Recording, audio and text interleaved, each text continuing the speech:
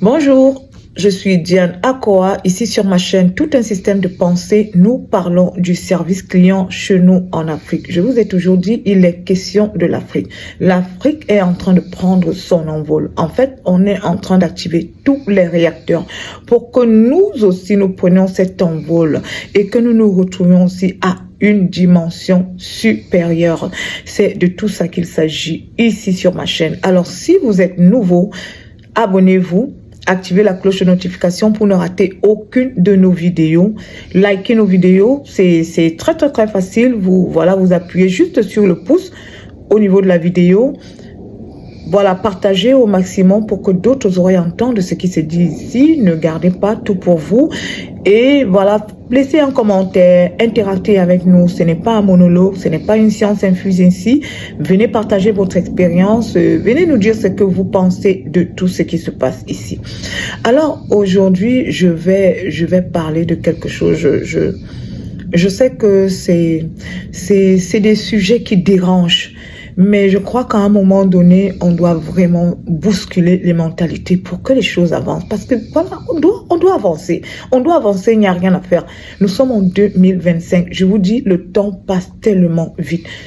Le temps passe tellement vite. Je revis les événements de 2019-2020 comme si c'était hier. Et là, on parle de 2025. Et je vous dis, une fois qu'on a amorcé le début de l'année comme on l'a fait, en un clic, on va se retrouver en fin d'année et on va vous parler de 2026, de 2027 et on va se retrouver en 2050. Et si rien n'est fait, ce sera vraiment dommage.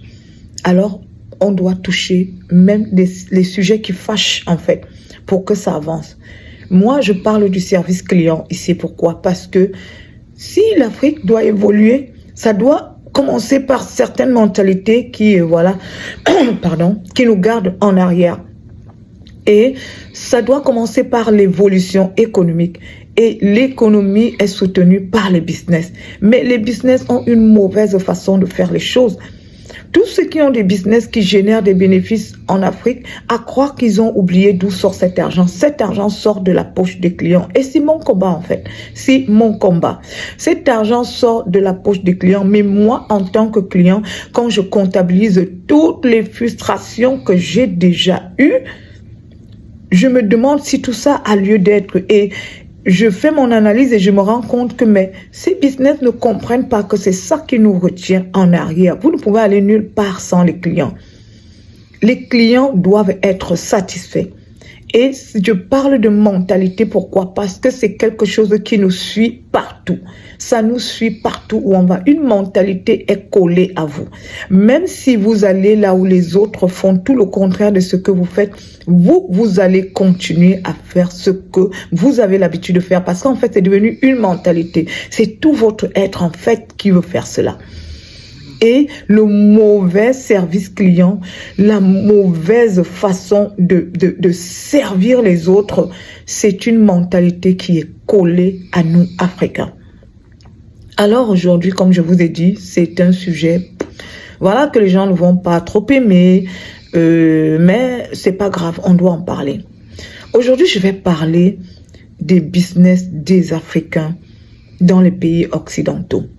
Je vais parler de ce que nous appelons ici les marchés africains, les échoppes africaines, les boutiques africaines à l'extérieur de l'Afrique, hors de l'Afrique, surtout en Occident.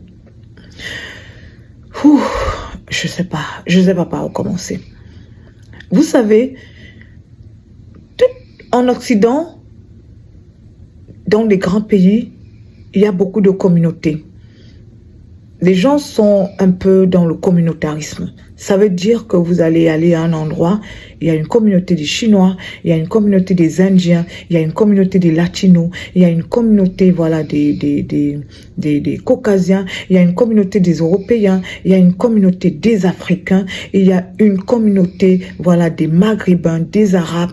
C'est des communautés. Pourquoi? Parce que c'est pas toujours facile de s'attacher à la culture des autres. C'est pas toujours facile. Alors, on essaye toujours de ramener un petit bout de notre culture là où on va. Et il y a ces personnes vraiment qui ont eu la merveilleuse idée de créer des endroits. C'est comme des petits musées où on retrouve un peu des choses qui nous identifient. Et c'est très, très, très bien. C'est des initiatives vraiment très bien. De pouvoir aller quelque part, de penser peut-être à un mets, à quelque chose de chez nous, à un produit, à un médicament, à quelque chose, voilà, qui nous rattache à notre culture, de vouloir prendre ça pour nous sentir nous-mêmes, pour, voilà, garder ce lien-là avec notre culture, avec notre origine. C'est très, très important parce que ça vous garde les pieds sur terre. Ça vous garde parce que quelqu'un qui ne sait pas d'où il vient, eh ben, il ne saura pas où il va. Il faut savoir d'où on vient pour, voilà, avoir une idée plus précise de là où on veut aller. Ça commence par là.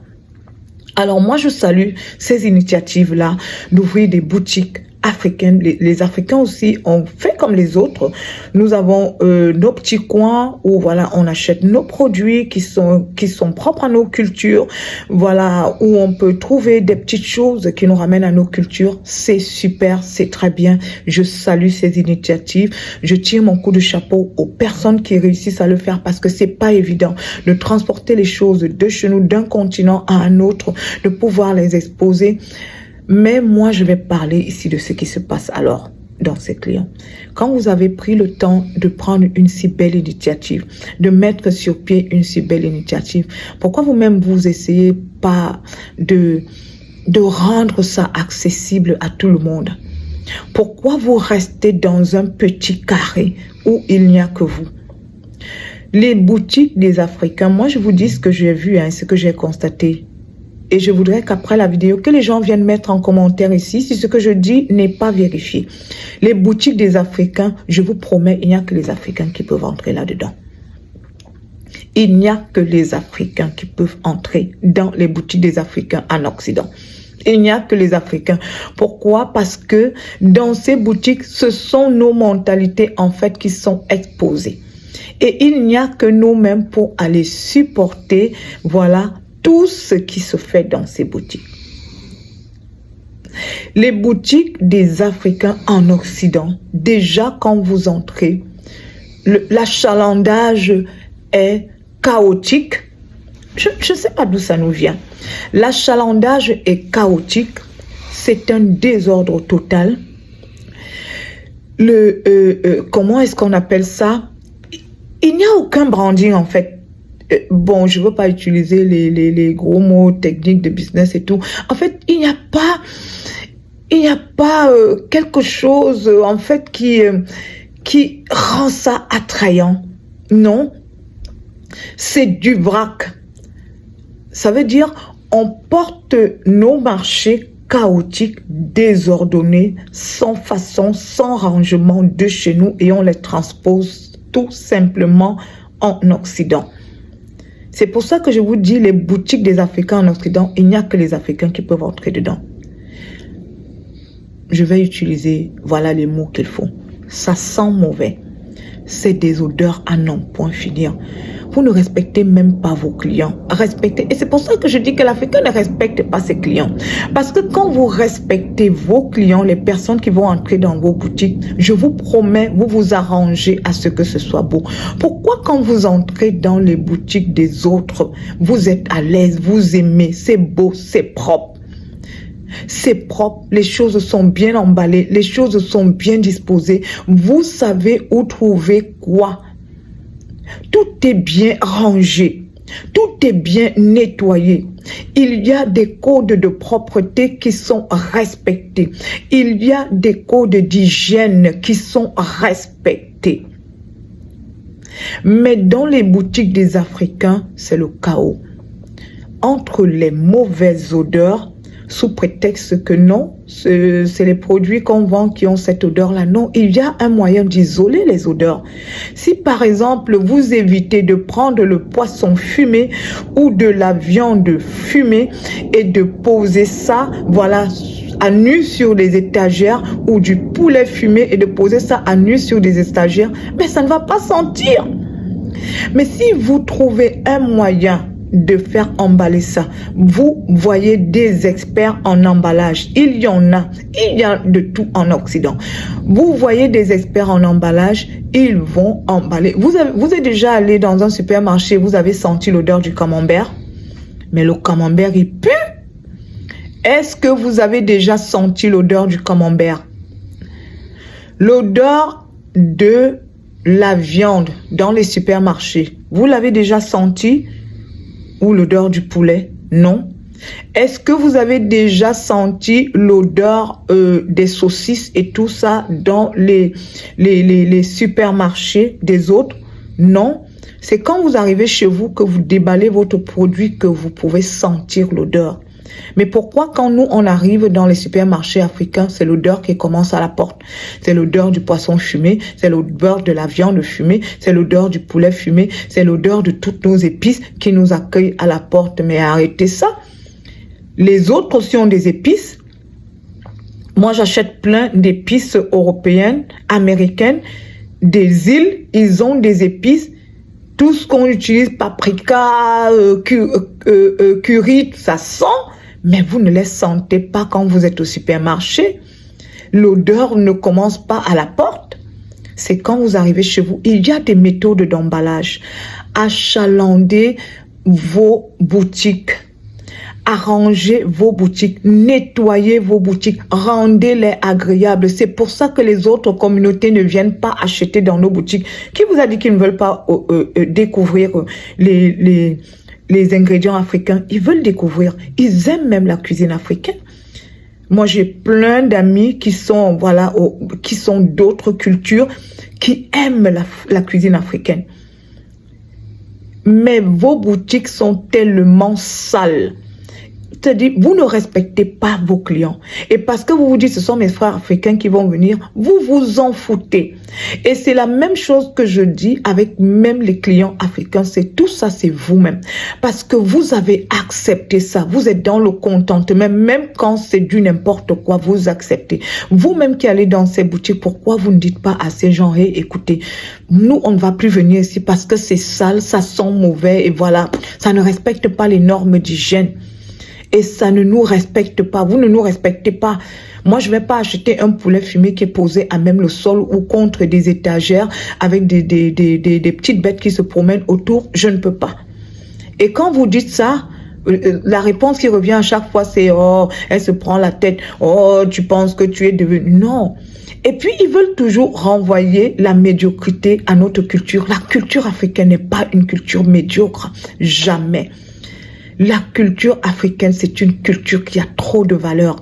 C'est une culture qui a trop de grandes choses. C'est une culture qui a trop de grands principes. Ce n'est pas une culture, voilà, qui bafoue des valeurs. C'est pas ça. Quand vous allez dans les villages, hein, c'est propre. Chez nous en Afrique, les gens sont pauvres, mais c'est propre.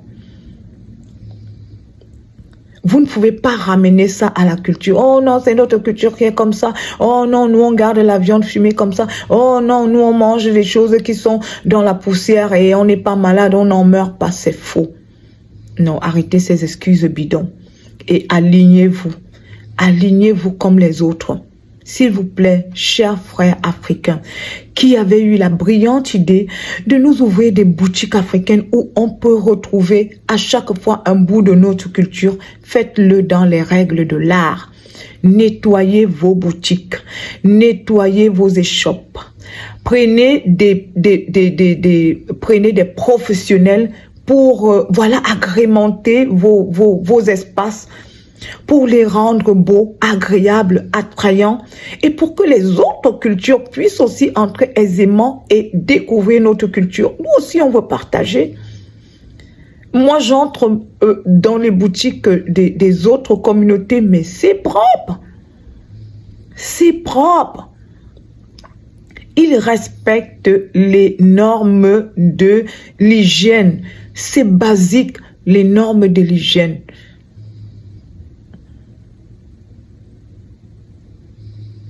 Tout ça, c'est le service client.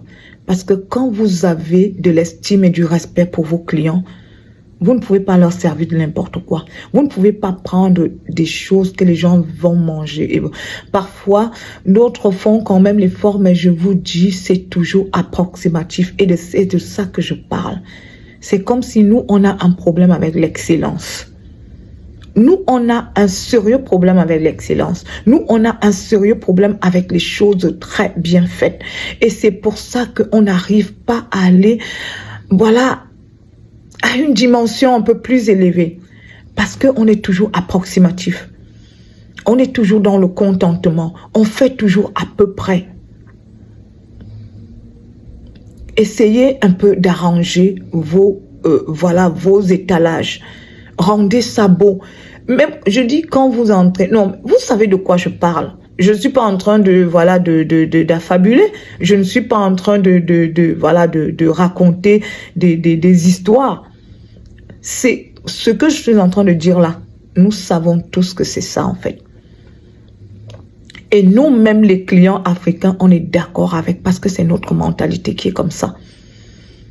Parce que nous, on a fait un pacte avec ce qui est médiocre, voilà. On veut toujours faire, voilà. Comment vous pouvez être dans de grands pays et vous n'arrivez pas simplement à copier?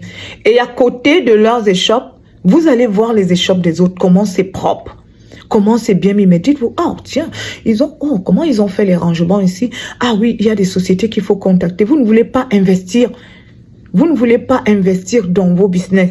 Vous voulez faire les choses à l'emporte-pièce. Alors que vous pouvez investir, rendre ça plus beau et aller au next level avec. Vous pouvez amener ces petites boutiques à un niveau supérieur. Et vraiment devenir des ambassadeurs de cette culture africaine. Parce que moi, je me dis, c'est ça en fait le but.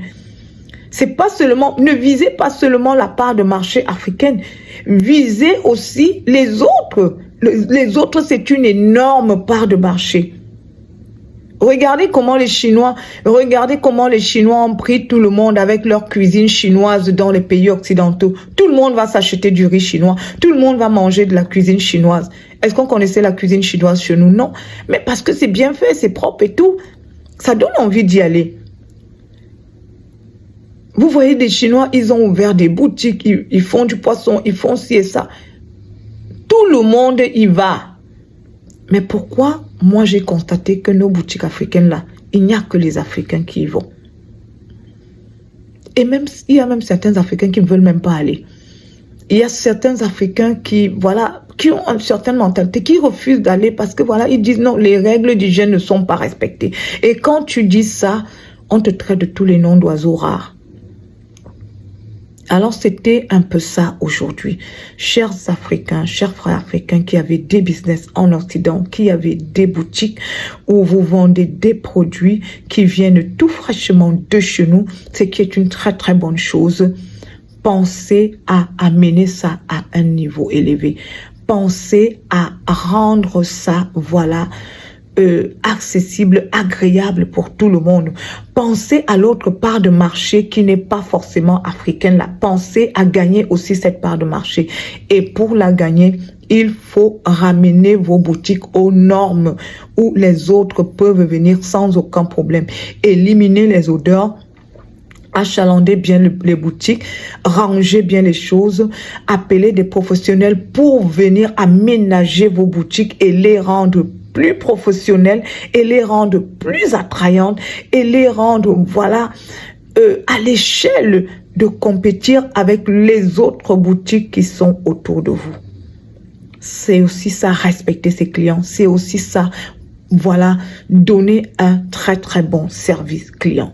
Alors, c'était ça pour ma vidéo d'aujourd'hui. Si vous avez aimé la vidéo, likez la vidéo s'il vous plaît. Mettez le pouce liké, mettez des commentaires, partagez votre expérience. Dites-moi ce que vous pensez de tout ceci, de ce dont je suis en train de parler. Qu'est-ce que vous pensez de ça? On est ici pour faire évoluer notre continent. Alors, faites toutes ces choses et en bon entendeur, appliquez seulement.